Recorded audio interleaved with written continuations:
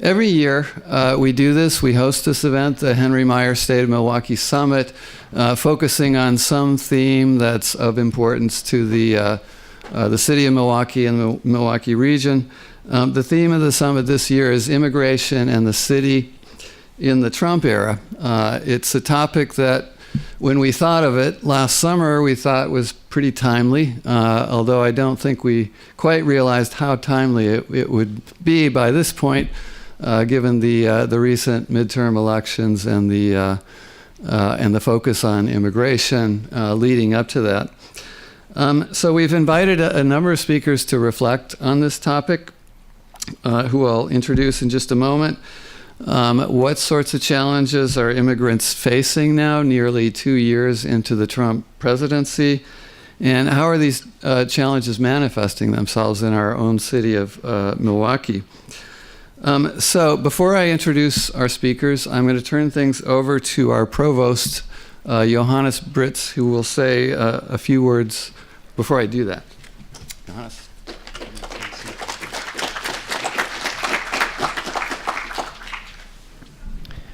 Thank you very much, Joel. And on behalf of UWM, welcome also to our panelists to a very intriguing topic. And when I saw that, I said, I will be here to say the opening words because I have an accent and I'm an immigrant and I know exactly the process. And I was privileged because I came here kind of documented. They use different words to describe that. In terms of the topic, I think it's extremely relevant in the time that we live in. It's universal. It's not just in the US. If you come from Holland, South Africa, where I'm from, I was in Holland, and I see the change of people. And you know that's happening everywhere. The second thing, of course, it's a legal issue. I mean, there are many laws, many legal articulations. If you're an immigrant, even if you have a green card and you do not notify Homeland Security, I don't know if it's still the case, that you change addresses, you might actually be deported. I think it's a DH-11 form that you have to fill in. There are many, many legal articulations that you need to know when you're an immigrant. Thirdly, it's a moral issue. Sometimes I think it's the difference between being different because you're an immigrant or being discriminated against because you're an immigrant. The fact that sometimes they say, well, we don't discriminate because of your origin, but if you want to apply for a loan and you have a H-1B visa or whatever, you do not get the loan. So there are many differences and variants that I think sometimes it's not just a legal issue, it is really a moral issue when you deal with human beings. It is about humans, it's about people. That's the other comment I want to make. And I really think to understand to be an immigrant, whether you are here legally or not legally, I totally disagree with the notions they use, but we deal with people in different circumstances. And if you are not in their shoes, it's sometimes difficult to understand what people go through when they are immigrants coming to a different country. It's also an issue of vocabulary. I never thought of myself as an alien. But when I came to the US, I became an alien because in all legal documentation, you're referenced as an alien. Now, if you're a legal alien, you're lucky. So, and then how they describe people coming from different countries. Again, I say it's not just in the US, it is an international experience. And then I think, Joel, this is just the space at a university with a panelist where we can really have a creative environment, but also a very serious environment to discuss a notion that affects the life of many, many people, and also address our own moral conscience of how we think politically about what is happening here in Milwaukee and in the US. So thank you very much for arranging this, for a great topic, very relevant to what we are going through. And I wish you all and our panelists a wonderful evening. Thank you very much and welcome again.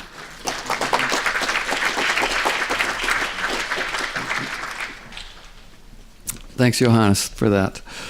I'm supposed to mention once again that we have an overflow room upstairs for anybody who came in the last few minutes.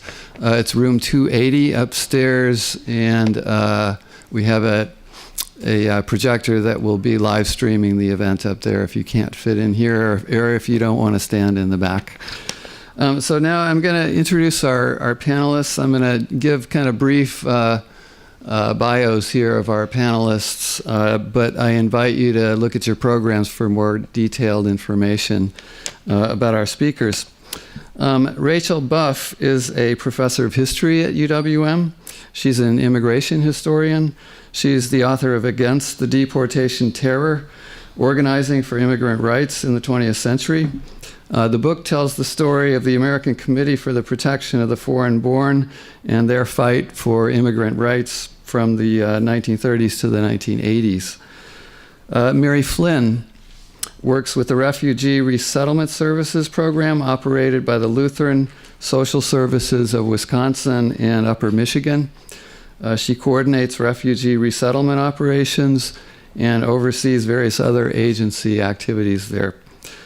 Janan Najeeb is a founding member and current president of the Milwaukee Muslim Women's Coalition. She also directs the Islamic Resource Center on the south side of Milwaukee and is the founder of the Milwaukee Muslim Film Festival, which is one of the only Muslim film festivals in the country. We have one substitution in the program. Christine Newman-Ortiz is not able to join us tonight. She had to race off to Washington, D.C. For an event there at the last minute. So joining us in her place is Jasmine González, who is the communications coordinator with Voces de la Frontera. So we thank you, Jasmine, for stepping in at the last minute. Finally, Karen Rotker is a senior staff attorney for the ACLU of Wisconsin. She directs its Poverty, Race, and Civil Liberties Project. In addition to immigrant rights, she works on such issues as transportation and environmental justice, voting rights, fair housing, and police misconduct. So I'm going to turn things over to our first speaker in just a moment. But before I do that, I just want to say a word about the question and answer session at the end. So when you sat down, you should have found a note card and a pencil on your chair.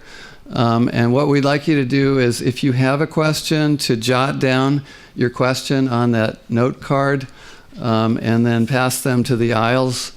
And somebody will come along at around 6:25, 6:30 and collect those cards. And I will read off the questions to the panelists. We're doing it that way mainly to try to fit in as many questions as we can. And we thought that might be a more efficient way of doing it.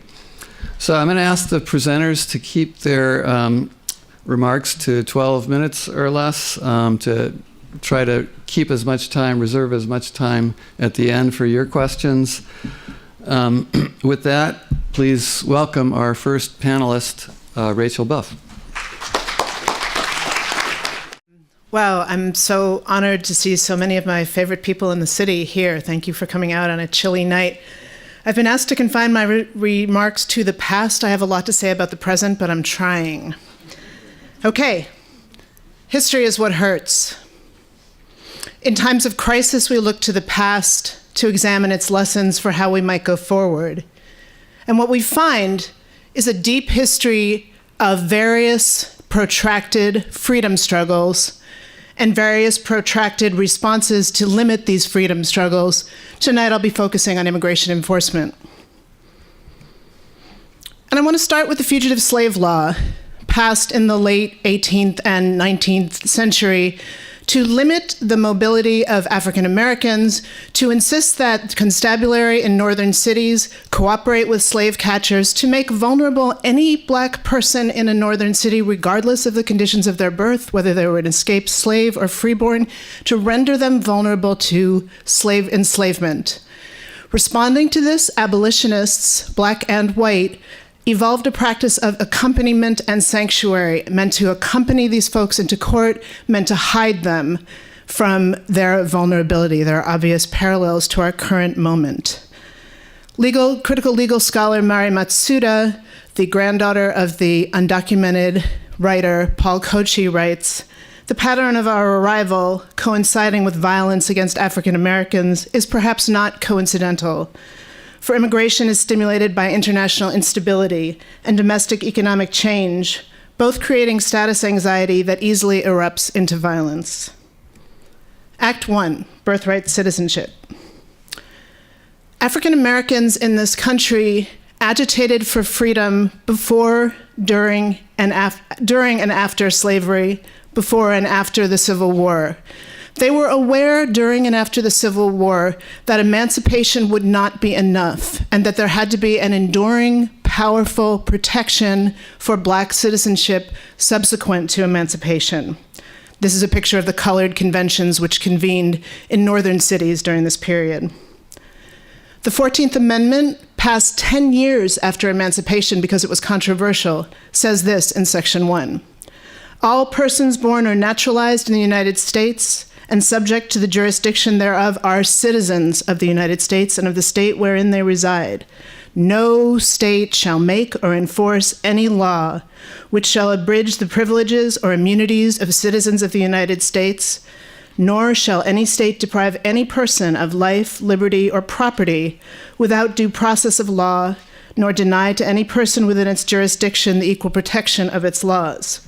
Radical words for the time. These are tested in 1898, when a Chinese-American man named Wong Kim Ark, who was born in California and educated as was very common for the time back in China, decides to come back to the United States. It's after 1888 when the Chinese Exclusion Act has passed, and he's told at Angel Island that he cannot enter because he's Chinese, and he says, oh no, I'm American. This case eventually goes to the Supreme Court, which wrestles for a long time 9 white men, because nobody meant for the 14th Amendment to mean that there could be such a thing as an Asian American. However, Wong Kim Ark wins his case. It's important that the 14th Amendment says this, that there's an exception for 1, foreign diplomats, or 2, the child born to parents who are nationals of an enemy nation that is engaged in a hostile occupation of the country's territory. These are the only exceptions. During the internment of Japanese Americans in World War II, the attempt to strip American-born Japanese of their citizenship went all the way to the Supreme Court, which affirmed that even though they were nationals of a country, they were ethnically descended from a country with whom we were at war, their citizenship was intact. Obvious current applications. Act 2, learning from the banana. Around the time Wong Kim Ark was suing for his citizenship, the United States, having finished dispossessing the indigenous inhabitants of the continental United States and prevailing over them by law and warfare, began to expand its territories abroad. Initially to the Philippines, Guam, Hawaii, and Puerto Rico. We acquired territories and we began to occupy territories through economic practices. The greatest example of these to me is United Fruit, which began to have plantations in Central America and the Caribbean. The term Banana Republic was initially used to describe the nation of Honduras, where many plantations like the one pictured here existed. It is important to say that the occupants of these plantations and the occupants of the newly acquired territories of the US did not have full citizenship rights. So it was possible for Americans to eat bananas from all over the world, to travel on the Great White Fleet, I'm not making that up, on the Great White Fleet all over the world to view the tropical places where bananas were grown, but it was not possible for people from those tropical plantations to flee to better their lives, or they weren't allowed by law. Act 3, refugees. People move. It's an act of migrant refusal. So, for example, the Haitians in United States-backed authoritarian regimes under Papa Doc and Baby Doc Duvalier began leaving Haiti in 1963 and pushing to be seen as refugees in this country. Now, typically we tend to see refugees as people who are leaving only countries that we are unfriendly to. It's also very important to see this as a post-civil rights moment. So the Haitian refugee crisis, 1963 to about 1980, or continuously if you want since then. At the same time that Black citizens are pressing for their civil rights, Haitians are pressing for refugee rights and early on achieved some traction, but the move to strip Haitians of their rights is a post-civil rights move. It's a pushback against civil rights. So we have the advent of mass detention starting around the Haitians. This is Chrome Avenue Detention Center, which starts as a response to Haitian migration in the 60s and 70s and 80s, and is still open today as a way to detain people who are petitioning for their rights as refugees to claim asylum.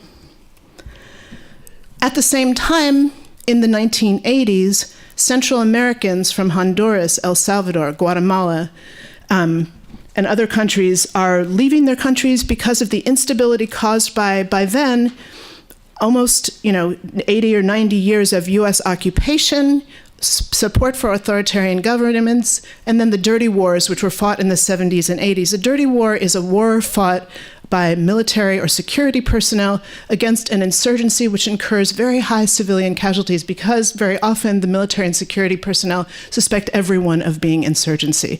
So hundreds of thousands of people flee Central America, heading north in the 1970s and 80s. Almost none of them are granted refugee status. They're seen as economic migrants. So in the 1980s, it starts in the churches a notion of sanctuary, which harkens back in some ways to the abolitionists with whom I began. But the idea that churches should use their space to offer sanctuary to those fleeing repression, danger, and death in Central America who are continually not acknowledged by the regime here as people deserving of refuge and shelter. The sanctuary movement of the 1980s gains traction in churches, temples, and mosques, cities and states. It becomes a fairly widespread movement. The pushback is in the slide on your right.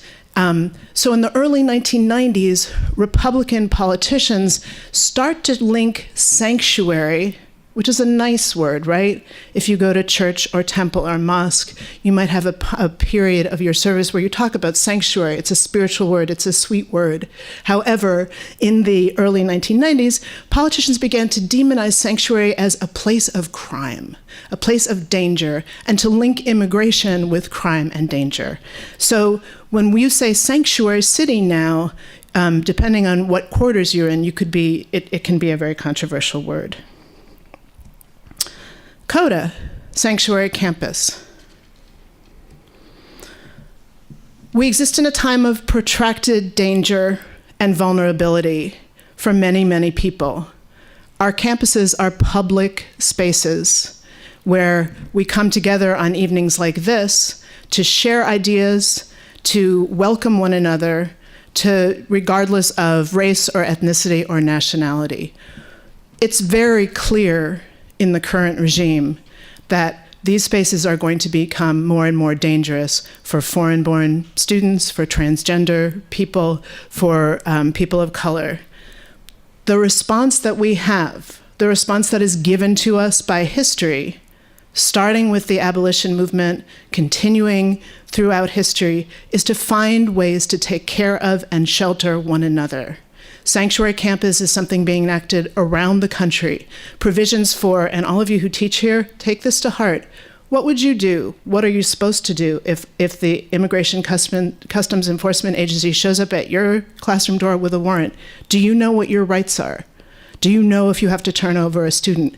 Sanctuary campus would say, we're going to give you trainings. We're going to give you people to send those ICE people to.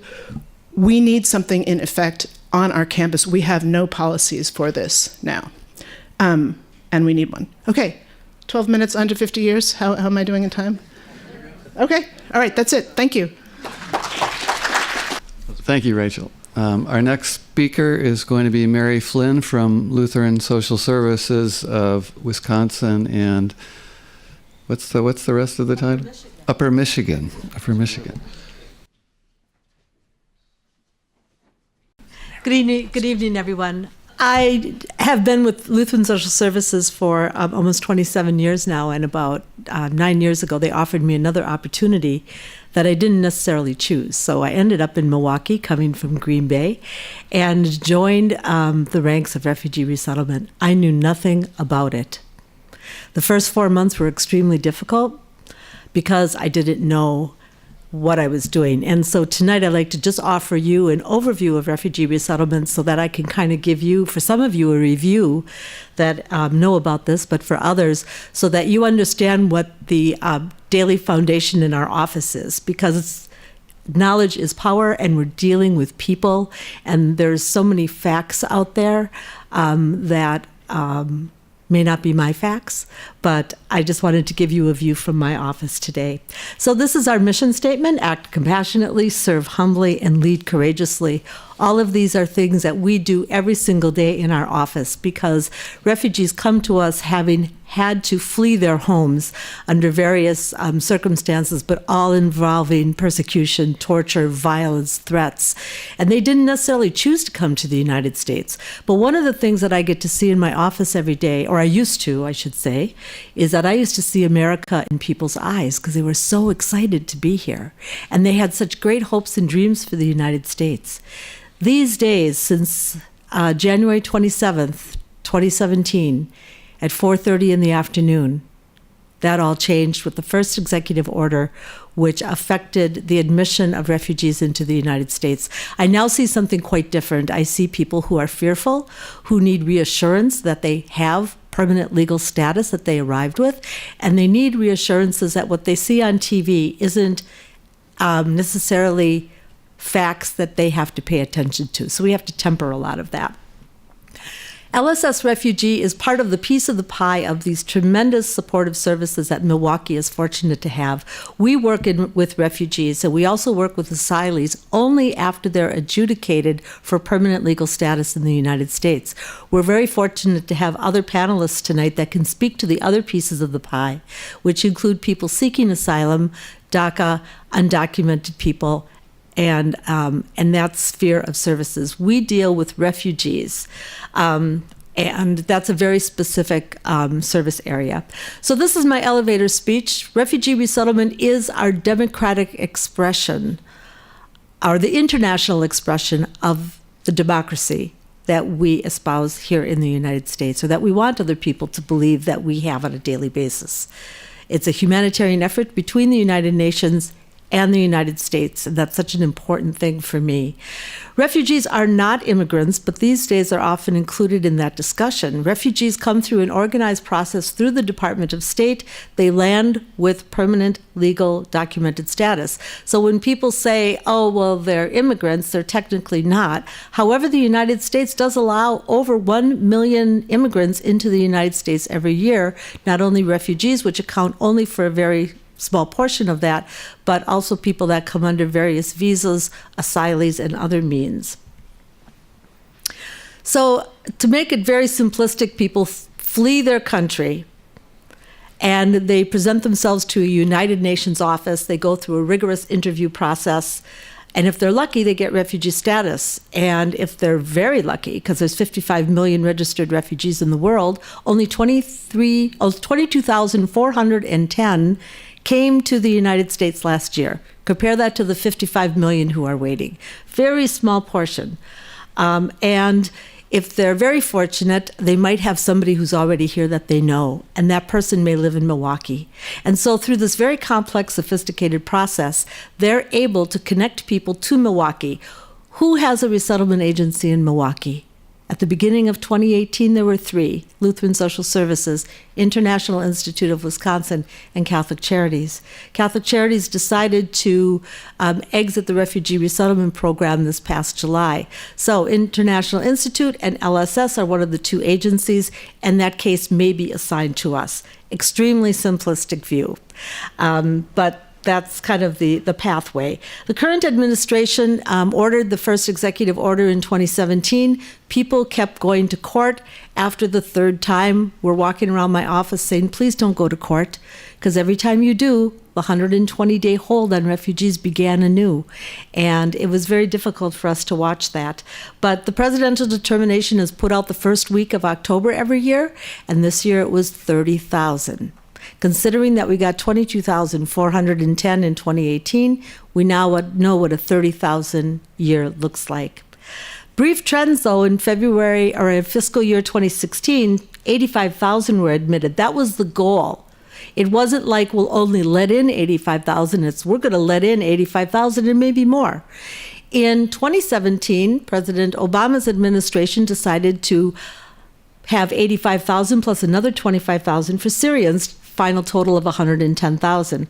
Of course, the election came, the executive order came out in 2017, and the arrivals have been greatly reduced. This year it's 30,000.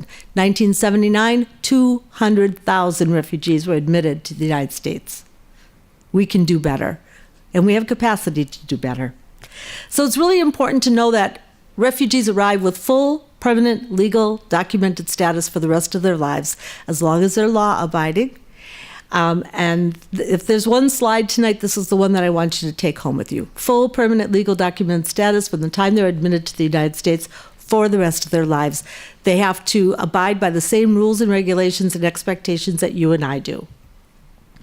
The goal of refugee resettlement is self-sufficiency. The government wants them to get a job, pay taxes, become citizens, possibly become homeowners, but just enjoy the opportunity that we all enjoy here in the United States. So it is self-sufficiency. I love this picture because this came from one of my staff. He took this picture, but look at the hopes and dreams that people have for the United States. This is a camp, and they put up a White House plaque. This is where they aspired to go to. I asked my staff what happened to these people. He said, I don't know. I took the picture and I left. So we don't know what happened to them, but I think that spirit just lives on. This is the Kakuma camp in Kenya. 350,000 people live here. This is Palmyra, Syria, sometime in 2014 or 2015. Take a look at those escalators. Very Western style mall. This was it in December of 2016 after the destruction. Same elevators, same mall. But despite all of that, we know where people are coming from. We also know that our job is to greet people at the airport and let them know that they're in the United States now and that they can begin to really have hope and that they can begin to heal from the trauma that they've experienced. I want you to know that these are the services that refugee resettlement agencies provide, because it's important for you to know what we do. We greet people at the airport. We get them connected. We enroll the kids in school. We do sign them up for eligible benefits until they can get on their feet. We provide case management more intensively for the first year, and then after a while, they might not need us anymore, which is great. They're growing out of our services. We do provide information and referral for up to 5 years, because at 5 years, they're eligible for citizenship, and we provide them with citizenship assistance after that. We also help people get a job, and Milwaukee is really unique in that we have a pretty easy time finding refugees, even those with no English language. We can pretty much get them a job really quickly, within 4 to 6 months. Everybody who can work usually is. We do cultural orientation, and some of these things are so interesting to explain to people about cultural orientation. I'm sorry, I'm at a loss to think of a specific example now, but we just have a lot of laughs in our office about what things sound like to us and what it must sound like to the refugees, because it's just kind of weird. And then we also offer appointments and emergency assistance for people. They do share a lot of our hopes and dreams, and I really do want to leave you with a sense of optimism and hope that we see in our office every day, because this is amazing work, and I'm really very lucky to be involved in it. I meet some really interesting people. Today I had Thanksgiving dinner with 45 Burmese Karen. I made a big turkey. They didn't care. They had great noodles. I cared deeply about that. That was really good. But they really do enjoy, being part of America, and they love it when you partake of what they're bringing as well. So this is a woman, and believe it or not, this is a truly ecstatic look on her face, because they're very reserved people. But she was so happy to get citizenship, and she got it based on her own ability to pass the test on her own in English, and she was just really proud. The United States is unique in that there's a concrete pathway to citizenship for every person who comes into the United States under the refugee program. These are 3 graduates from a single family who arrived in Madison, Wisconsin, where we have an office. They all wanted to be involved in the experiences and the jobs that they had in Iraq, but they weren't able to. They didn't have the education. So they all started at Madison College in Wisconsin, and this picture is from May of 2018, all 3 of them in one day in Madison. Very proud day, not only for them, but for all of those who knew them as well. This is one of my staff. He came to the United States from Kakuma Camp, 17 years old, 10 words of English. At the age of 22, he graduated valedictorian of Division High School here in Milwaukee. 5 years later, graduated Summa from Marquette. I wanted to have Thanksgiving dinner or a get-together at my house for a holiday dinner. And he said, what will you bring? And what are you going to bring from Somalia? And he went, people always want to have refugees bring refugee food. And he said, I've never had a turkey dinner in my life. I've never had a Thanksgiving dinner. So we decided to have a Thanksgiving dinner at my house, and then my daughter got the bright idea to have him make it. So he did a Martha Stewart thing. We rolled up the napkins, put a little bow on them and things. But he made this dinner completely by himself from scratch. Everything was from scratch. And he was so proud of this turkey. His mother passed away before they came to the United States. His father chose not to come and stay with other family members. He essentially came on his own. And 3 months after this picture was taken, he got married. For the first time in his life, he had a bed of his own. For 29 years, he had slept on chairs or floors until he could have a place of his own. So the turkey took 6 hours to make. But that picture and that smile, we just love this in our office because it was a long road for him to get to this point. This is where he lived. Got there when he was 3, left there when he was 17. For you to understand refugee resettlement means that you need to have a resource that you can go to. So we welcome your calls, we welcome your emails at any time, because I think it's important that you have a resource that is able to offer you information about refugee resettlement. Even a brief question, we're happy to answer it. You're welcome to come and stop by and visit our office. We have ESL classes at 9:30. Tuesday through Friday. It's a really vibrant office. I've got some really wonderful staff, but just to step foot in a resettlement office and see what's going on in there is a wonderful thing. And then our employment workshops are always interesting, teaching people how to work in the United States, how to be on time. We close the workshop door at 10:35. The workshop starts at 10:30, and the door closes at 10:35 because an employer will not allow you to be late. So we have to kind of acculturate them to that as well. And it's not always a good feeling, but it's an important thing that we teach people how to do. And if a couple people come in and you call us in advance, we'll even have lunch for you too. Maybe not turkey, but we'll have some of those noodles for you. Okay. Once again, they share a lot of hopes and dreams, and you would not believe my staff on Monday morning at a staff meeting after a Packer game. They know more about football than I ever cared to, actually, but they're fighting back and forth. Hey, I shouldn't have done that. I shouldn't have done that. It's really pretty funny. I am trying to get them hooked on this, but they have no interest at all.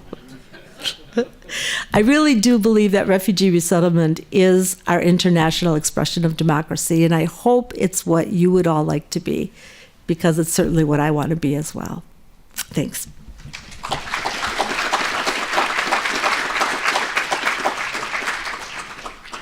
Thank you, Mary. Our next speaker is Janan Najeeb from the Milwaukee Muslim Women's Coalition. Hello, good evening, and thank you to UWM's Urban Studies Department and all of the sponsors for putting this on, and for all of you for coming out. I don't have a PowerPoint. I'm like the student that kind of crams the last minute. I was supposed to have it in by yesterday at noon, and I started last night. So anyhow, so you just get to listen to me. When I heard the title, Immigration in the City in the Trump Era, what I immediately thought is that what it probably should have been is America's history of exclusionary immigration policies instead. Immigration policies in the Trump era is actually the logical next step to our longstanding history of discriminatory immigration policies in the U.S. that have targeted specific groups for exclusion. The most serious concern affecting immigrant communities and many ally communities is that we don't know our history, and we think our democracy can take care of itself. If these last 2 years have taught us anything, it is how fragile our democracy actually is. If we leave it to others to take care of. And also how easily our fellow citizens are swayed if someone else defines us. Because then we are no longer immigrants, we are illegal immigrants or illegal aliens. We are no longer Muslims, we are terrorists and jihadists. But let's take a quick look at our history of intolerance and xenophobia in our country to put today's scenario in perspective. Rachel talked briefly about some of the issues, but many of us don't know really about the full story about intolerance and xenophobia in our country. The Native nations, the Native Americans in this country were the first to be basically exterminated. Many don't know that it was only a few decades ago that some of the religious practices of these Native nations were finally decriminalized. Although these were the Native peoples. African slaves. I'm not going to repeat what Rachel had talked about basically being looked at as inhuman and subhuman. But this was basically the history within our country. And this was nothing less than racism. The Chinese Exclusion Act, it lasted for 61 years. We allowed the Chinese and we welcomed them when they were here to build our railroads, but when we no longer needed them, then suddenly we didn't want them here anymore. Irish Catholics, many people don't know that the Catholics were also discriminated against. Italians and Eastern European Jews. Few know that during the Holocaust that a ship that had Jews on it was actually turned around and sent back because we didn't want these refugees here. The Japanese internment camps. Again, these were not Japanese from Japan. These were Japanese Americans. These were our colleagues. These were our friends. These were our neighbors. These were our classmates. And more than 60% of them were actually American citizens, yet we interned them. And now we're dealing with Islamophobia and the anti-Latinx movements. So basically, let's take a look again at some of the policies that we had in place. For example, in 1917, Congress began imposing a literacy test on immigrants, which led to the passing of the Immigration Act. It barred people from entering the country if they were unable to read English, if they were feeble-minded persons, quote, idiots, epileptics, anarchists, and all immigrants from Asia. The Johnson-Reed Act in 1924 was defined as necessary to preserve the ideal of American homogeneity. The Mexican repatriation between 1929 and 1936, when our government deported an estimated 1 million Mexicans and Mexican-American people. Again, 60% were US citizens. A lot of this is also based on the ideologies of the individuals that are enforcing these types of policies. Some are biblical. 19th century settlers destined to expand across North America because they believed they had special virtues, often known as manifest destiny. Slavery, again, was justified by using cherry-picked Bible verses, with slaves obeying their earthly masters. The nativists, known also as the know-nothings, that were hysterical at the hordes of morally inferior Irish Catholics that were coming into the country. There was also the ethnic inferiority. The Chinese were looked at and viewed as being the yellow peril because they were considered to be ethnically inferior and were taking away American jobs. Eugenics also was in play. The idea of race mixing was against the law because it leads to an inferior breed. This included Indian nations, Mexicans, blacks, and the Chinese. All were forbidden from marrying Caucasians. The Japanese were only allowed menial jobs, and most Western states passed legislation that forbid marriage between Caucasians and Asiatics. So as we hear the new rhetoric, Muslims are terrorists, Mexicans are criminals and rapists, and Africans came from a-hole countries, while the majority of terrorist acts and mass shootings in this country are actually committed by white men, why are we surprised? Just yesterday, the FBI released its official hate crimes report for 2017, and it said that hate crimes jumped 17% last year. This is the third consecutive year of increases since 2001. The Muslim community here has been directly affected by the travel ban and family separation. Family members that have been waiting to be reunited with spouses or children fear permanent separation. My husband's family is dispersed around the world after leaving the Syrian war. All of them are professionals. Some still languish in Syria with little hope of bringing anyone here. The efforts to end birthright citizenship needs to be called what it is, a policy to prevent more Black and brown people from entering this country. As minorities, we get caught up repeating, no, we're not terrorists, no, we're not criminals, no, no, no. We expend all this energy on defending ourselves rather than taking action and becoming empowered. But I really believe this changed this past election. In many places in America, people rejected candidates that promoted bigotry and hate. We need to make that in all places. The new House and many state governments will be more representative of our nation's vibrant diversity. Just a few years ago, Governor Scott Walker stood on the national stage with leading Islamophobes running for president and jumped on the bandwagon and said, there are only a few decent Muslims. Well, the Muslims in this state mobilized like never before. We spent months educating folks on the process, registering them to vote, making phone calls, sending postcards, and getting them to exercise their right to say goodbye. People that have been in this country for decades and have never voted, voted for the very first time. My experience, based on what I do every day, is that the vast, vast majority of people are good, decent people that are incredibly uninformed, usually getting their information from the same source. I always say that if all you listen to is Fox News, you need to get out more. We need a war of information. We need to continue mobilizing people in our communities. We need to use social media, not to rant, but to share good information. We need to mobilize religious leaders. Talk of faith and justice needs to be meaningful. They have a major role in ending anti-immigrant sentiment.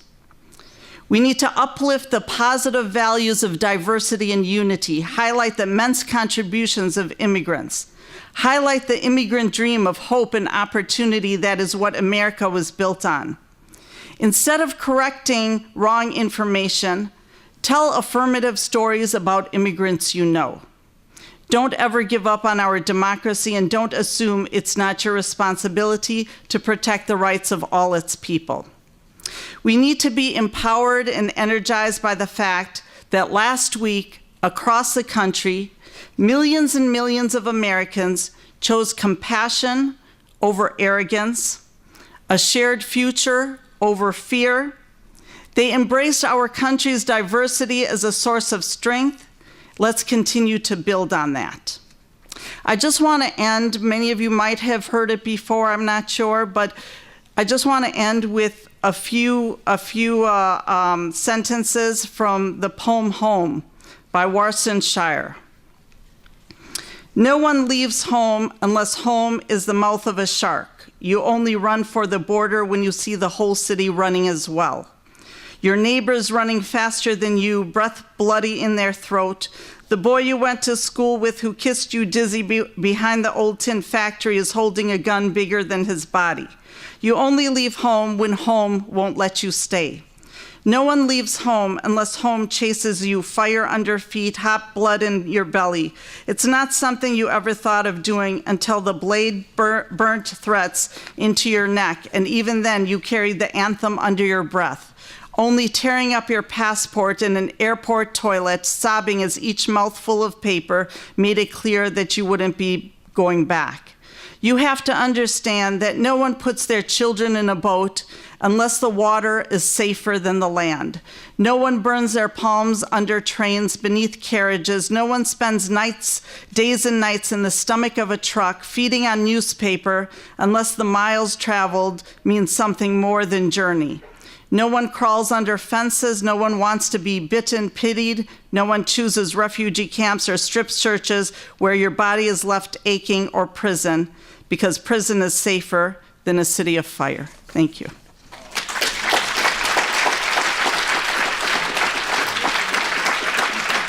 Thank you, Janan. Our next speaker is Jasmine González from Voces de la Frontera. Hi, everybody. I am Jasmine. I am the communications coordinator from Voces de la Frontera, here to fill in for Christine Newman-Ortiz, our fearless leader, who is currently in Washington, D.C., working her magic. And I also want to mention that I am actually a proud UWM alumna. I graduated this past May with a master's degree in nonprofit management, so it is super exciting to be here in front of all of you. And yes, I'm absolutely stalling for time right now. So many of the things that Voces works for that we believe in have already been said by the other speakers. And so I am just, want to tell you guys a little bit about who Voces de la Frontera is. I'm sure some of you have heard of us, some of you maybe haven't, but you might have seen our work here in Milwaukee, statewide, or even nationwide. Voces is a pro-immigrant, pro-low-income worker grassroots organization. It was originally a newspaper that began, founded by Christine in the 1980s. She was based out of El Paso, Texas, and she was following the plight of workers at what were called maquiladoras, which were factories set up in these NAFTA free trade zones. She eventually relocated to Wisconsin in 2001 and ended up establishing Voces here as a center to which immigrants could come and just learn their rights, take English classes, take citizenship classes, and just work towards that self-sufficiency that these workers and immigrants want. In 2006 is when Voces really kind of became the organization that we know it to be now. It became this huge mobilizing force. In 2006, Jim Sensenbrenner introduced H.R. 4437, which would have made it a felony to be undocumented, but also would have criminalized anyone who did not report an undocumented individual. That's just insane. I mean, that would have just, criminalized so many people who were doing nothing but exist in this state. When that was introduced, Voces knew that they had to do something. It just was such an insane law. And so they began to mobilize. They began to bring in all of these workers, immigrants, and allies, and began to put pressure on legislators. They went to the Capitol. They had sit-ins and marches, and they pushed back against this horrible law. And they created a Day Without Latinos and Immigrants, which now is a yearly movement that brings in tens of thousands of people, to show the strength of immigrants in Wisconsin. And the Sensenbrenner bill, luckily, was, put to rest. It did not become law. At the same time, however, at the federal level, Congress was creating the Real ID legislation, which basically pressures states to ask for documentation when giving people driver's license. And by documentation, I mean proof of citizenship. Because Real ID means that your driver's license can be used to come into federal buildings, board commercial aircraft and such. You have to provide proof that you are here legally, whether as a citizen or a resident. Before that happened, before that was implemented, undocumented individuals could receive driver's licenses here in Wisconsin. And when Real ID was passed and when Act 126 was passed in Wisconsin, that was no longer an option. So all of these undocumented individuals who had once legally been able to drive no longer were able to. Now, that is the basis of a lot of what we're working on now, because without a driver's license, these individuals, contributing individuals, are unable to be self-sufficient. They can no longer operate a motor vehicle legally. They are barred from many forms of employment that either require you to be a driver or simply, require identification from you. And it's instilled fear in many of these communities because they can no longer, contribute to their community. They're terrified to drive. And if, you're caught driving, many of these people still have to drive, but if you're caught driving without a license, that has led to families being separated, breadwinners and parents being deported, leaving children, without their parents here. And so this is something that we're actually working on now. And it's something that, this started in 2006, long before Donald Trump was ever in office. The way things have changed now under Trump is that all of this anti-immigrant sentiment is now clear. It is on the table. He started his campaign calling Mexicans, rapists, and has just debased and dehumanized these people who are good and working, contributing towards society. So the only real change is that this legislation is still happening. We're still working against it, but now there's additional fear, there's additional hatred and vitriol that we have to deal with.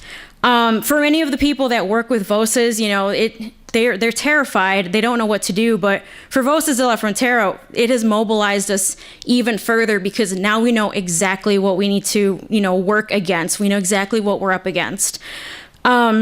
This past year, leading up to the midterm election, we created a program called Voceros por el Voto under our 501c4 advocacy arm, where we took all of our allies and we mobilized as many Latinx voters in the state to, step up and vote for people who could fight against this kind of just horrible legislation. And we had record turnouts across the state because people were calling, anyone they knew and everyone they knew to register, to vote. People who had been citizens for years, who had thought my voice doesn't matter, my vote won't count, went out because this was their last hope, that they could do something. And I mean, you guys saw it. We won. Tony Evers is going to be governor, and we have this chance to pass legislation that is far more compassionate, that will return so many of these rights that were previously afforded to immigrants, and just, let them be contributing members of society as they wish to be. And so that's kind of a lot of what we're doing now. Now that the election is over, the work is just beginning. We are working to hold these newly elected officials accountable because they have promised to work with us. And so now we need to see that kind of happening. We are actually going to be holding a community forum on Saturday regarding legislation around restoring driver's licenses, not only to undocumented immigrants, but also to low-income workers who, because of their inability to pay for fines, have had their licenses suspended. So, I mean, there are people who are unable to drive, unable to access employment for not actually related to unsafe driving violations, but simply because of stringent laws that don't let them drive. So that's what we're going to be working against. And with that, we're hoping that that's going to go through with this new Democratic, governor. And that just fixes so many other issues. I mean, everything is so interconnected. So that's kind of what we're doing. And we're always watching out for people. We're still doing our English classes and our citizenship classes because at the end of the day, all these people want to do is, reach that American dream, and we're going to be there for them no matter who's in office. So.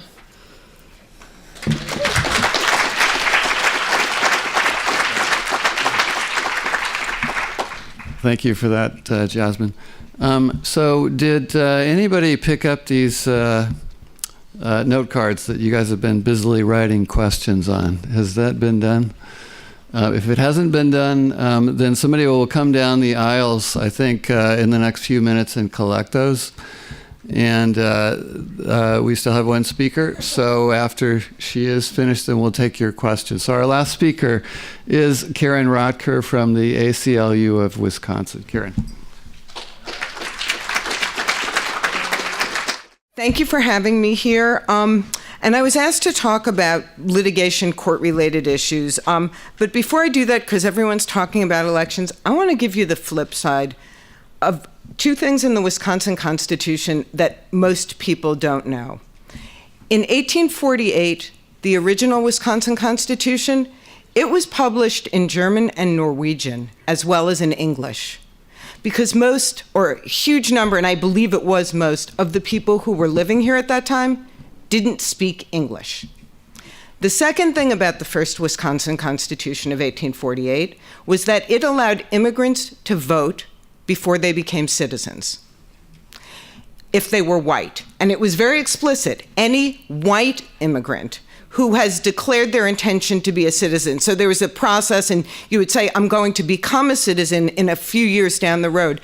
And as long as you said you wanted to do it, you were white, of course, you were allowed to vote, and male. So that lasted until 1908, around the time that lots of Poles and Eastern Europeans and Jews and Italians and Greeks, who were at the time not considered to be white, they were considered to be of other races, started coming into this state and many other states, and then suddenly the Constitution was changed because we didn't want those people voting. So I just think that that's a good thing to have in your minds when you hear some of what you hear now. So I wanted to talk a little bit, not because I expect anyone to remember all these court cases, but because I think what the ACLU on a national level is litigating, and the ACLU is a national organization, shows the breadth of the attack on immigrant communities today. There actually is very little, and actually no litigation currently that I'm aware of in Wisconsin, but these issues all affect people in Wisconsin, and they touch on things every speaker today has been talking about. So, for example, there was the litigation over the Muslim ban, which is, call it what it is, which unfortunately, after the third round, the U.S. Supreme Court found was within presidential authority. There are now people looking, there's supposed to be a waiver process, so a few people from these countries might be allowed in, and there is some investigation going on right now by advocates to see if that waiver process actually exists at all, which is not clear.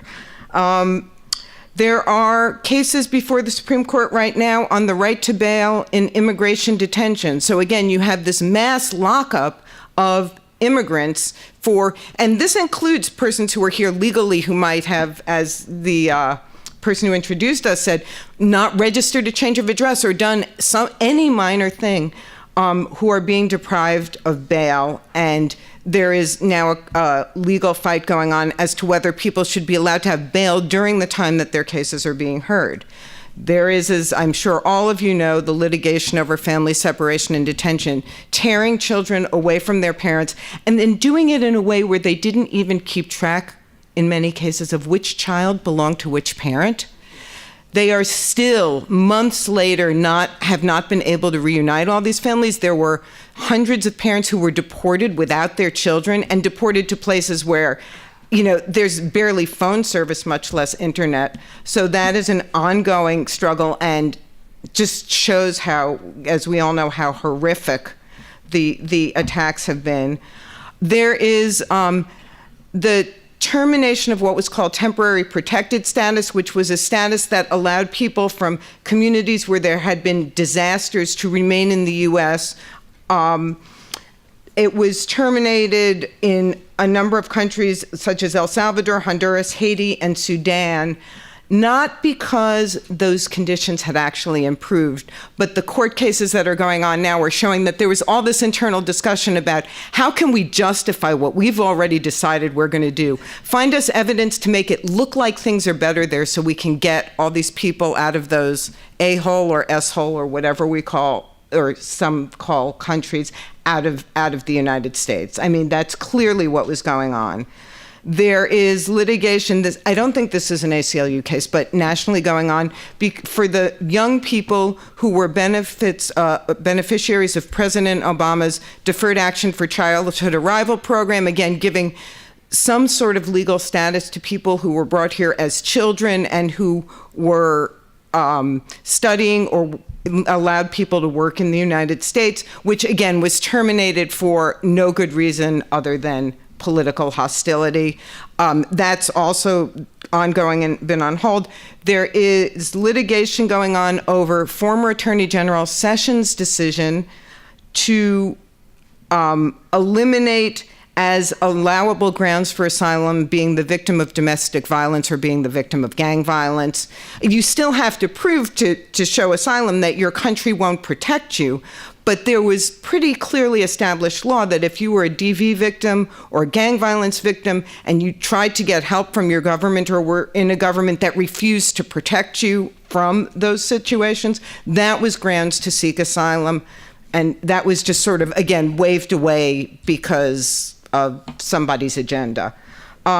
There is, I think it might have ended in the last day or two. You probably heard about the litigation over the census citizenship question. Again, the US government decided for the first time since 1950 that they were going to ask whether people were US citizens. And if you look at the actual question, it's worse than that. It's like, are you a citizen? Are you naturalized? If you're naturalized, what year are you naturalized on? Are you not a citizen? The clearly goal of this is to strike terror in people. People are not going to answer these questions, or they're not going to answer them truthfully, or both. And what happens if people don't answer the citizenship questions? They don't show up in the counts. So they get fewer representatives in Congress or in the legislature because they don't exist. There is less money for those communities because a lot of the funds you get from the US government are based on population. If people don't exist, then you don't have to give them, money. And of course, people are not going to, whether or not the law says that that census information can't be used by anyone else, people aren't going to believe that, and for understandable reasons in light of what's going on right now, and aren't going to answer those questions. And at the trial this past week, which was in New York with National ACLU, it was very clear. I mean, they were calling the head census scientists who testified about how ridiculous this question was, how they knew it was going to scare people off, how it wasn't their idea, and ultimately, again, how it was all part of a political agenda. So there are court cases going on. As we saw, unfortunately, the court cases, most of these are buying time. But there's also a limit to how much they can do, as we saw with the Muslim ban cases, when you have a Supreme Court that has a certain perspective on things. So I also want to talk about some of the advocacy and efforts we're making locally. And I really want to emphasize, from the ACLU perspective, and I think from the perspective of everyone on this panel, that the litigation alone isn't enough. Advocacy and litigation can work together in education and community. So I'm here talking about, what the ACLU is doing. Folks are talking about what their organizations are doing, but it's really the people and the communities who are needed to make real change in voting, yes, and just every day. Right now, some of our efforts at advocacy have included, over the past year, trying to get local law enforcement basically not to be part of Trump's deportation force. There's a special program called 287G where local sheriffs get trained to be essentially immigration agents. Because of advocacy, Milwaukee County, under the prior sheriff, had actually applied to be part of it. It was the only, as far as we know, the only community that was turned down, and it was largely turned down because there was so much opposition within the community, whatever the former sheriff wanted. Waukesha County did get 287G status, which means they've got people trained in the jail, not the officers on the streets, but to question people and potentially turn people over to ICE, which is obviously a concern for us. We did open records requests around the state, and some some sheriffs are cooperating with ICE and some are not, and so we're gonna continue working on advocating for that. I want to mention, because of something Jasmine said earlier about Representative Sensenbrenner last decade trying to make being here in it, being undocumented, a crime.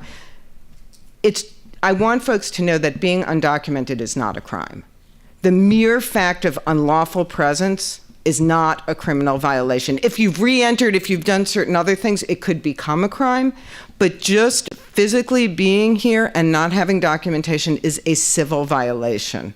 So when you hear people talking about criminals, take that with a grain of salt too. We're also looking at detainer litigation. Again, people who are being held in jails and then held for extra days because ICE thinks that maybe they should be held because of their immigration status. In other parts of the country, they have actually held U.S. citizens with foreign-sounding names, as it were. These excess days on ICE holds, which is a big part of the problem.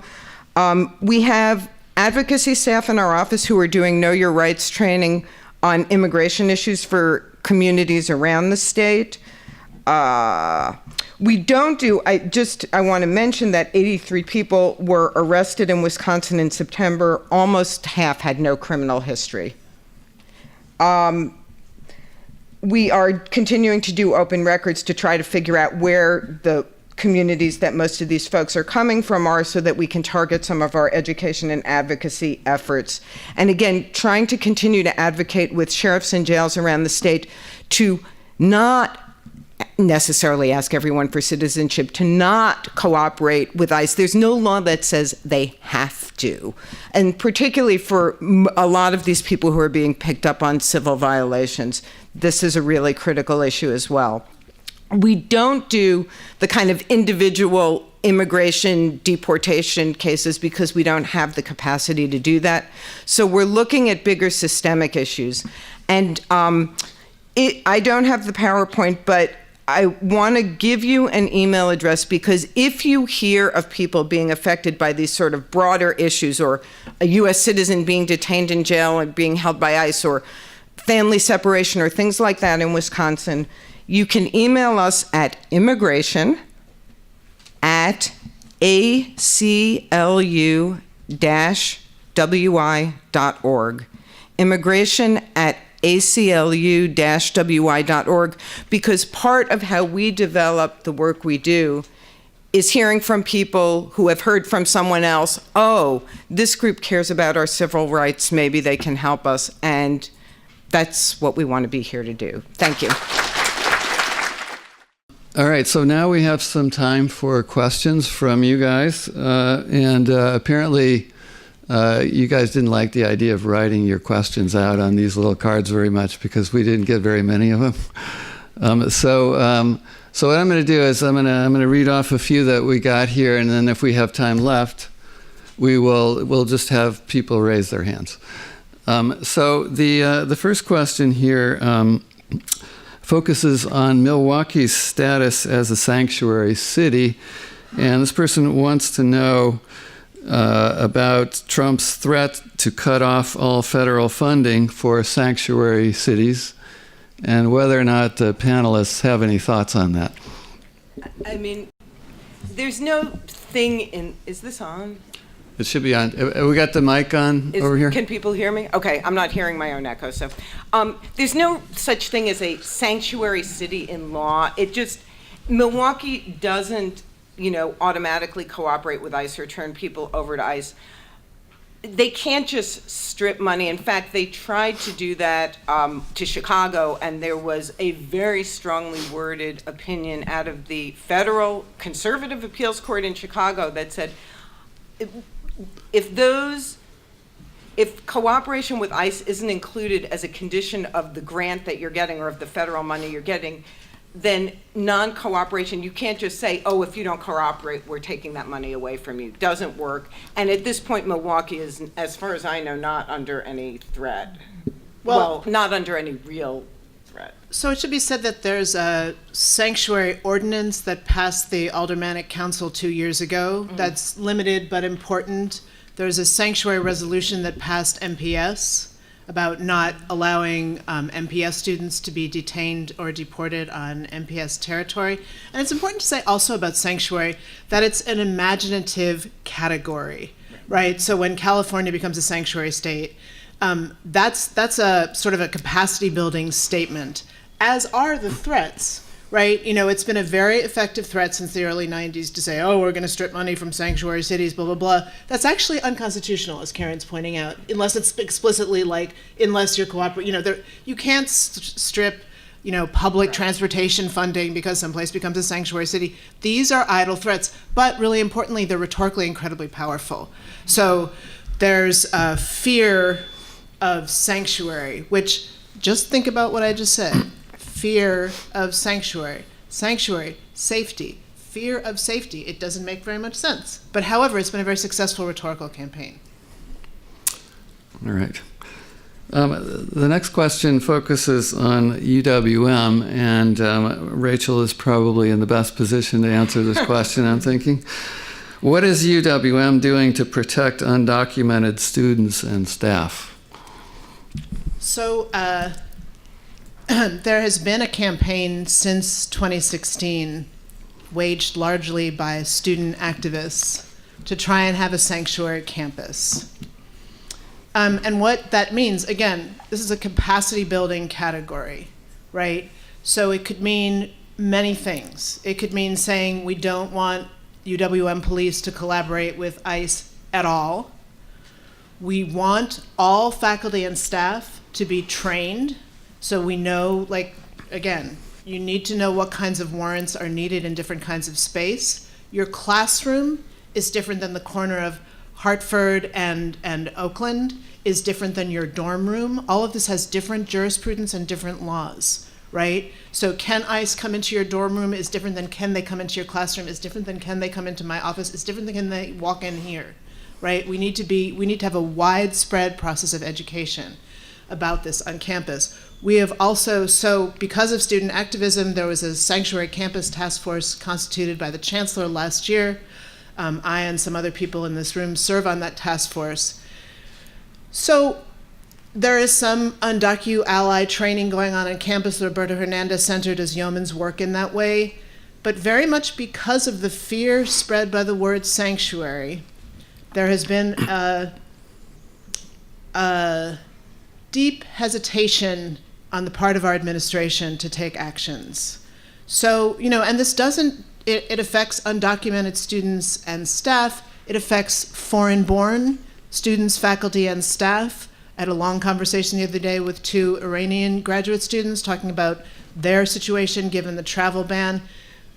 We really need more proactive campus policies, and they have been, to put it mildly, long in coming. But Thanks. folks in here who've been doing this work can help me out in the Q&A by saying, you know, I don't think I gave a very comprehensive. I could go on, believe me. All right. Well, here's a very practical question here for you guys. So, for current immigrants seeking a change of status, do panel members have any advice or know of resources available to assist in the process?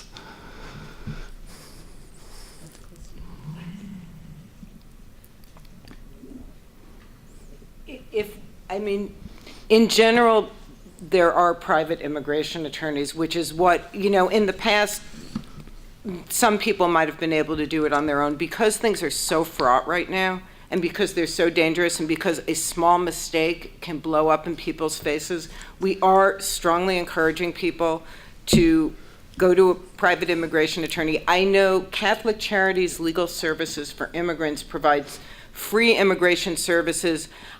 They have limited capacity, and I don't know exactly which cases they aren't taking, but they're the best in terms of free legal services. There's the American Immigration Lawyers Association, AILA.org, has a search feature where you can search for immigration attorneys in Wisconsin, and you can Google around. There are a couple other parts of the state where there are some nonprofit services, but unfortunately, some of these are people may have to pay for the services, which I know is tough for people, and which in the current environment, I think is really critical. tell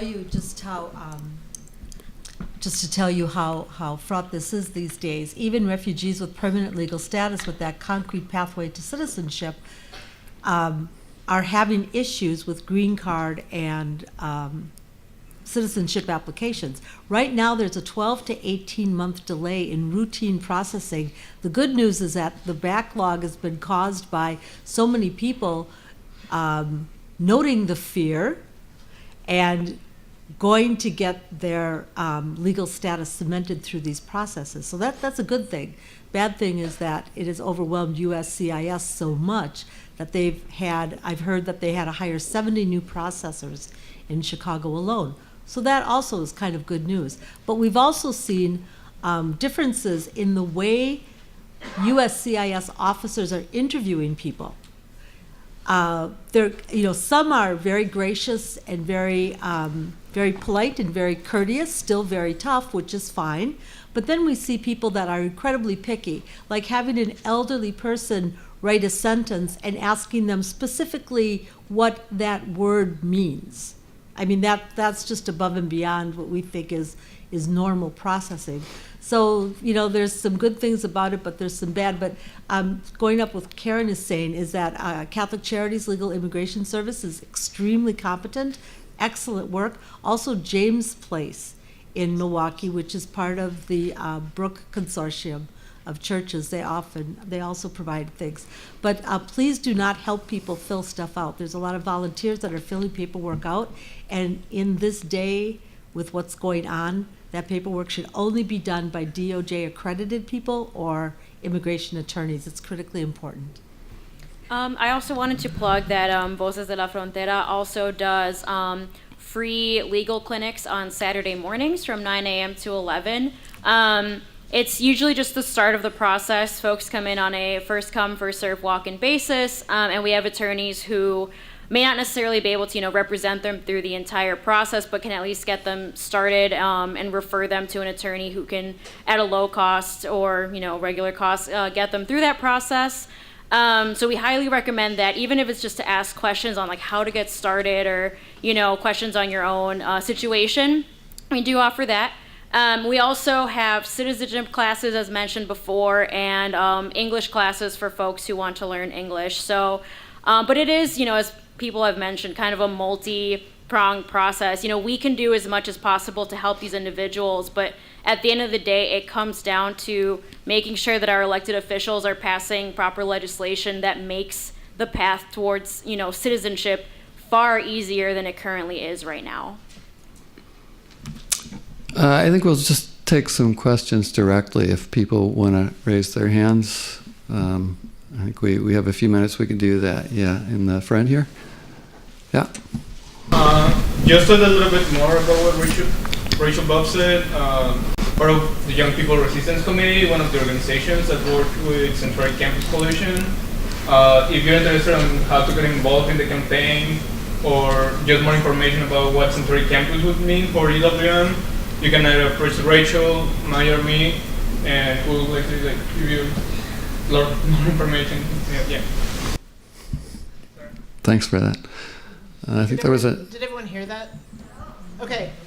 What Chris said is he was talking about the Young People's Resistance Committee, who has been really leading us in terms of the fight for Sanctuary Campus, and that he or I or Maya there, you guys wave, are happy to give you more information. They meet Mondays at 7 in this very building.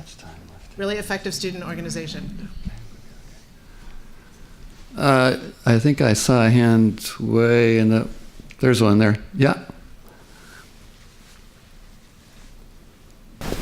We hear in the political ads about criminal undocumented people.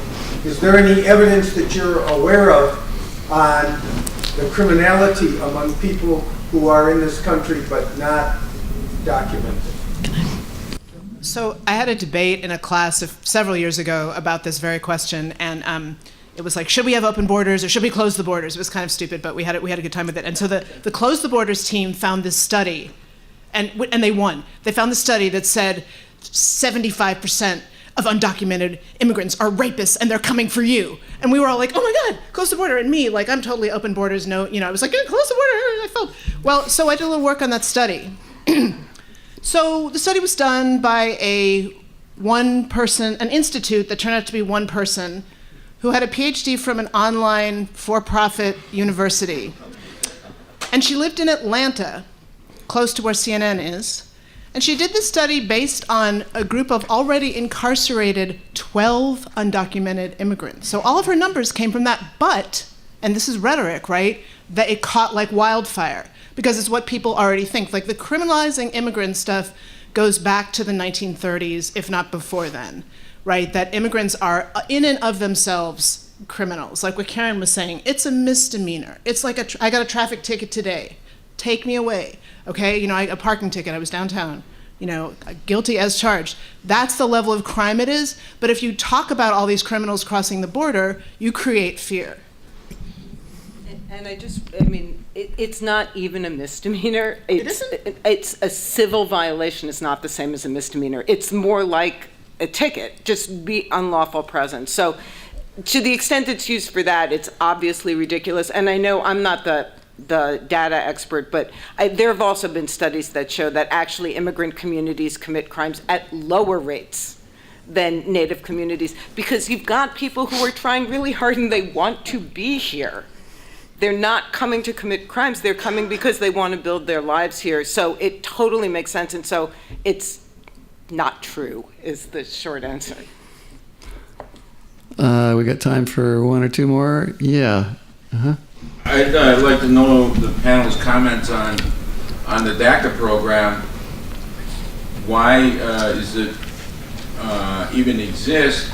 Because all it does, it was an executive order that was passed by bypassing Congress, and President Obama said he didn't even have the authority to do it, and then he changed his mind.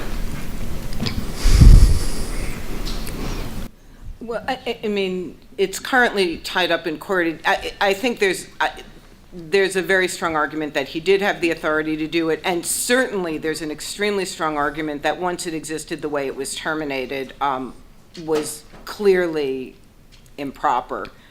Again, being terminated not through the procedures that one uses normally to terminate a program, like for good reasons, but for blatantly political reasons. Yeah. Mm-hmm. The new governor in Wisconsin, I'm wondering if the panelists would like to suggest what's going to happen with in-state tuition for Dreamers.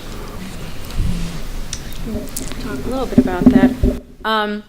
So we are certainly far more optimistic with the new governor than we were under Scott Walker, who was just very blatantly removed in-state tuition for undocumented students and was, just never going to restore it. So we're certainly optimistic, especially because the Evers-Barnes campaign, kind of ran with part of that as their platform.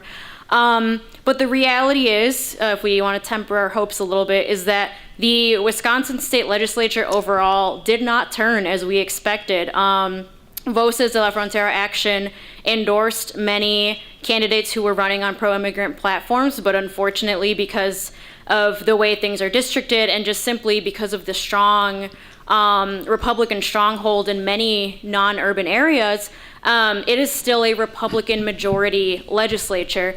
And so just with the way that, laws are made and such, because we have a Democratic pro-immigrant governor-elect does not mean that these laws are automatically in effect. It's still going to be a process. And so what that means for, allies of undocumented, citizens, or even just undocumented students, is that we have to put pressure on our elected officials. We have to, if we were unable to, vote in the people that were going to do this for us, we have to change, hearts and minds and make them realize why this is an economic benefit if, that's what's going to convince them to the state of Wisconsin. So it's certainly a long fight ahead of us, but we have a very small sliver of hope at least. We could probably fit in one more question. So way in the back there, I think you've had your hand up for a while. Okay, I'll see it. I'll just read off. So you guys mentioned before that it's important to spread knowledge about these issues, but how do we reach and change the minds of people, of communities that may have bias or uninformed views on immigration? In the light of, to highlight the election, when we look at demographics surrounding Milwaukee, it's very dark red and very blue in Milwaukee. So how do we close that gap of knowledge on immigration? Especially as students. Yeah. Well, that's really the kind of thing that I do all the time, is go out into areas where literally there are some very rural areas where they bring a police presence when I show up because I'm scary. And so I think, you know, we need to, a lot of these places, they literally have never seen a Muslim. They have never seen a black person.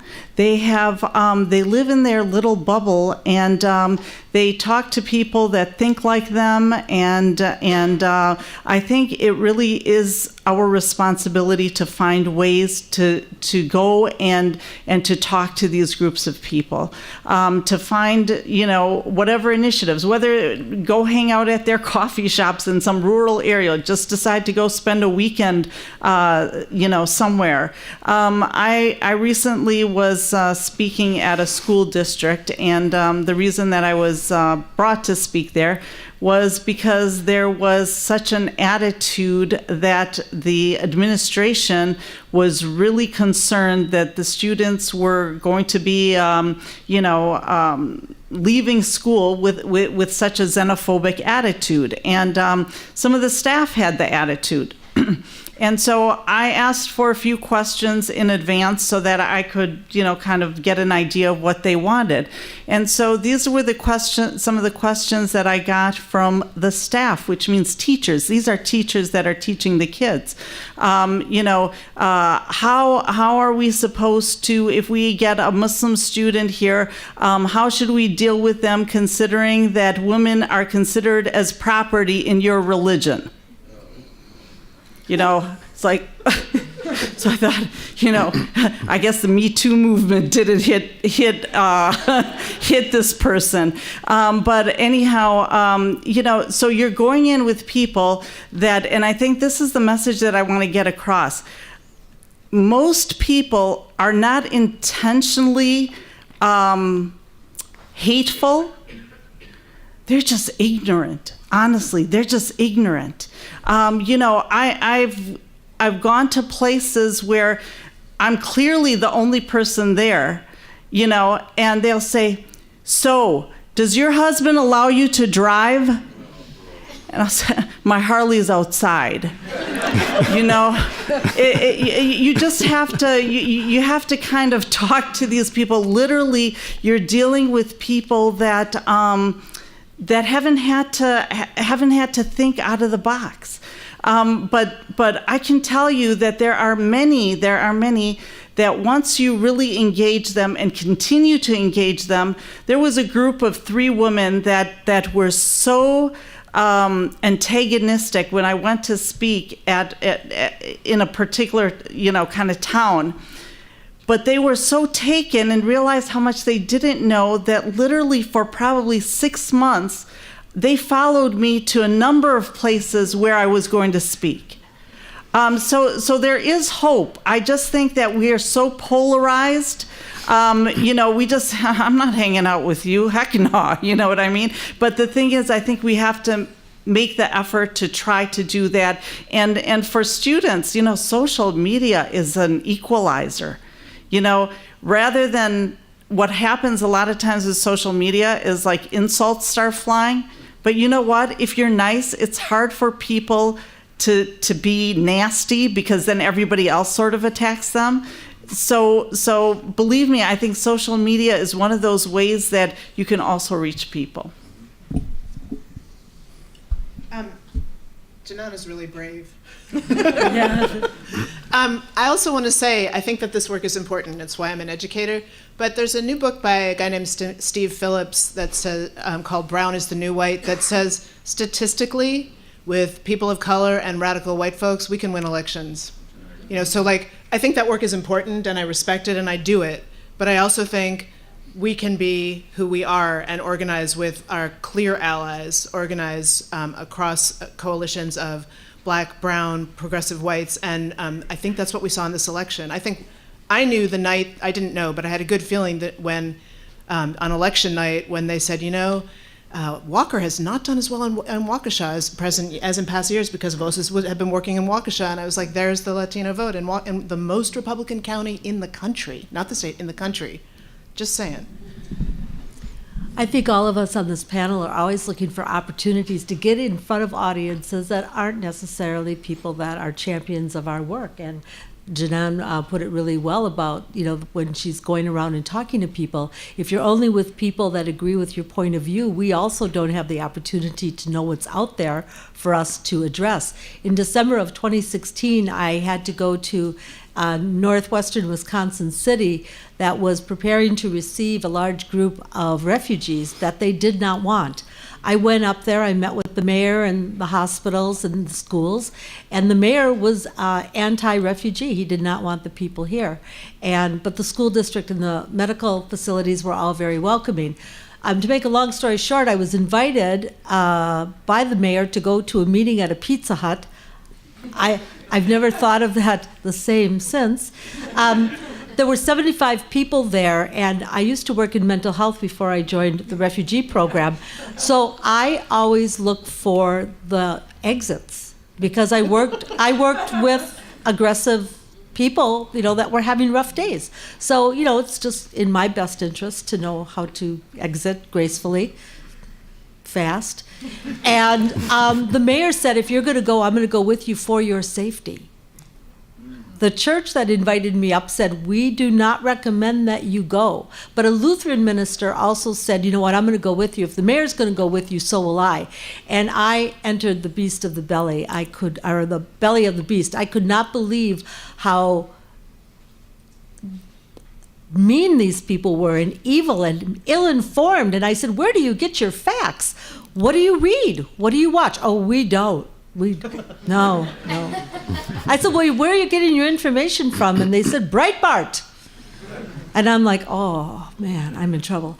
But there were two people, the two leaders of the group actually came up to me after and said, do you mind if we call you and ask you questions? And that relationship has persisted until today, that they call me and they'll ask me questions.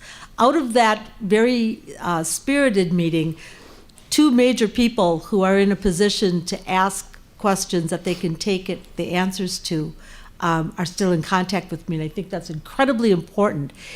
In March of this year, I received a phone call from the area newspaper that wanted my reaction to something, and they said, were you aware that this group is now considered a hate group by the Southern Poverty Law Center? Wow. So I've seen it face to face. I'm sure all of you up here have seen it as well. But we welcome those opportunities to come face to face because that also is incredibly important. Well, this is so interesting. I hate to cut this off. I feel like the bad guy up here, but we are officially out of time for the formal part of the program tonight. We do have a lot of refreshments in the back, and I hope that you guys will be able to stick around for a while and continue the conversation informally. So thanks for coming, everyone, and thanks again to our presenters for a great program tonight.